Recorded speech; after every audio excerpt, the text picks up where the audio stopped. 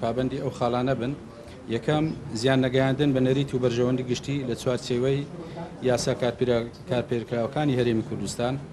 دووەم دوورکەوتنەوە لە تێکدانی ئاشتەوایی کۆمەڵایەتی و خێزان. سێەم پەخشنەکردنی ئەو بەرنامە و بڕگانەی کە هانی جیاکاری ڕەگەزی و توندڕەوی و دەمارگیری دەدەن لە هەموو بوارەکانی ژیاندا ئاینی و تایفەگەری و نەتەوەی ناوچەگەری. ئەو سێ خاڵن کە تایبەتن بەو بابەتەوە تەبان خاڵی تریشانن تۆزێک لە نزیکەوە ئەو بابەتە دەگرێتەوە، بەڵام بۆ زوو دوور نەکەوینەوە تەنیا ئاماژە بۆ سێ خاڵە دەدەم. لە هەمان کات بەپێی مادەی پێنجەمی خاڵی دووەم بڕگەی ئەلف با جیم دال لە حاڵەتی پابەند نەبوونی کەناڵەکان سەرپێچەکانی بواری ڕاگەیاندن لەلایەن چوار کەناڵی فەرمیەوە دیاری دەکرێت بەم شێوەی خوارەوە.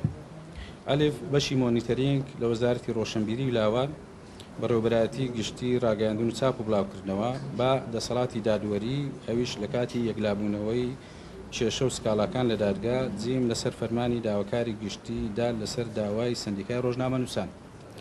ئێمە لەو حاڵەتانە دەتوانین سەرپێچیەکان دیاری بکەین و دەتوانین سزاش دیاری بکەین بۆ سەرپێچیەکان.